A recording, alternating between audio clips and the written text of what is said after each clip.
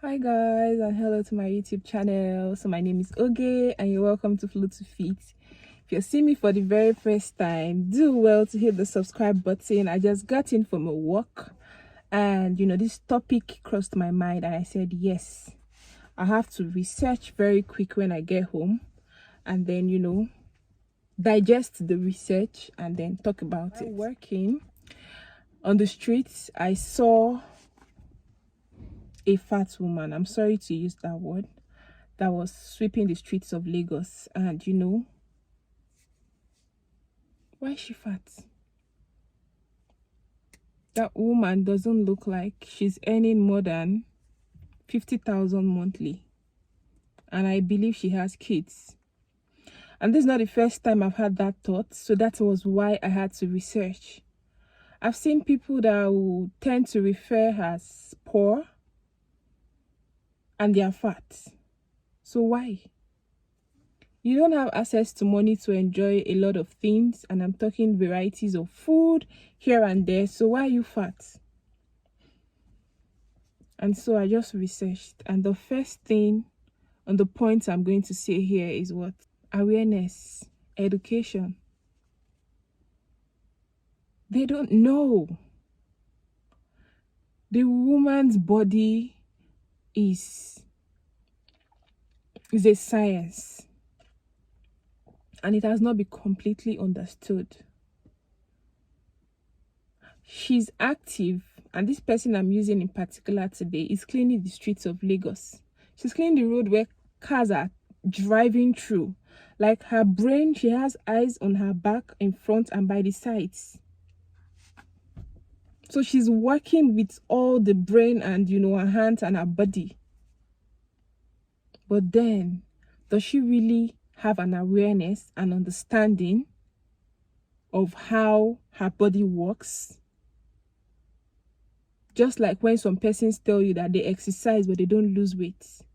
Is that understanding there? How does she eat?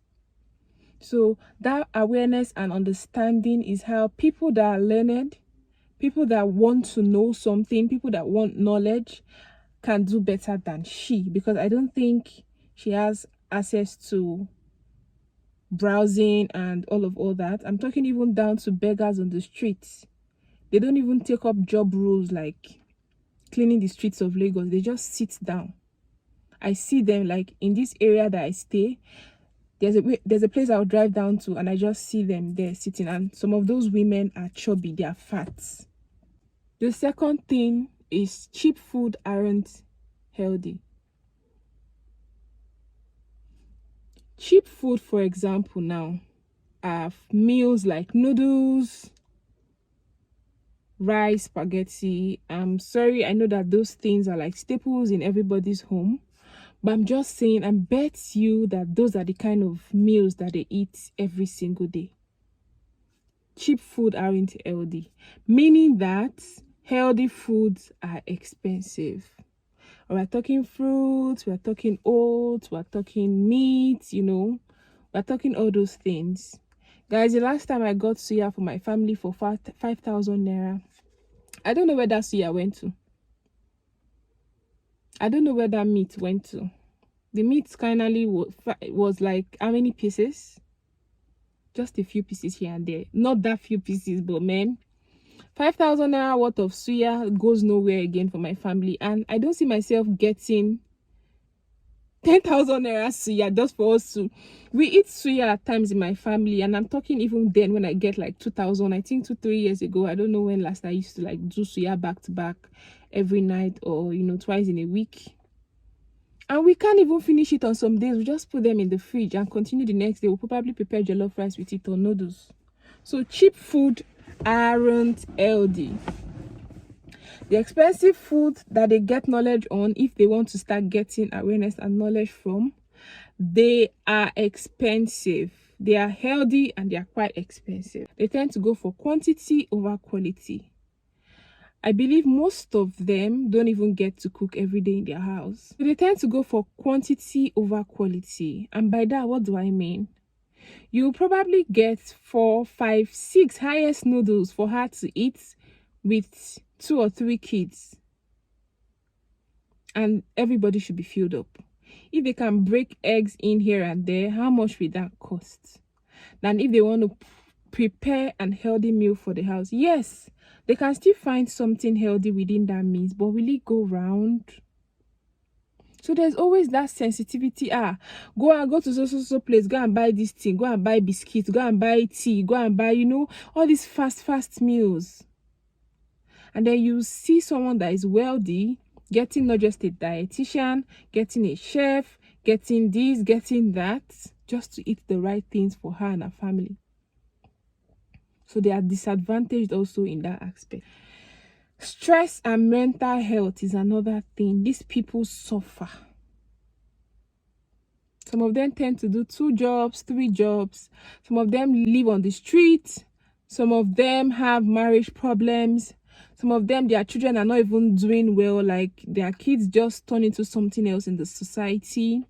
Some of them, their kids get thrown out of school or they don't even go to school.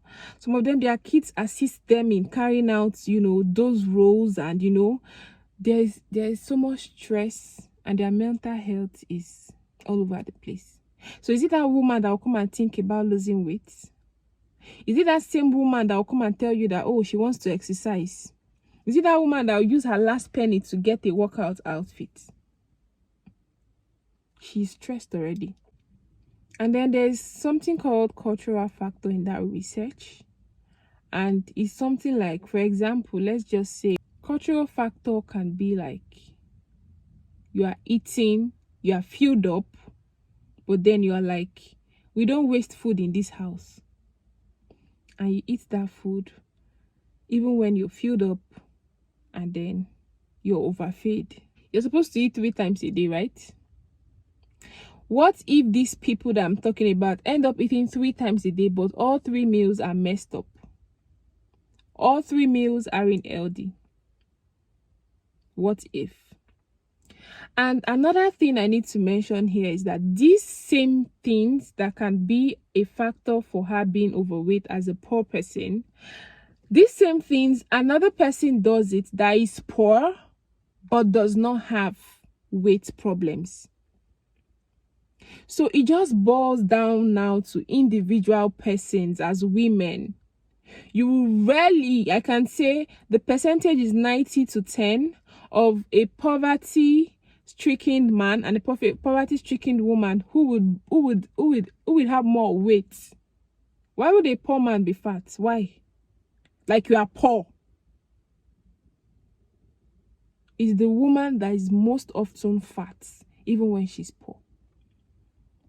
This woman still struggles with her marriage, probably still struggles with, her family members. So it's a lot.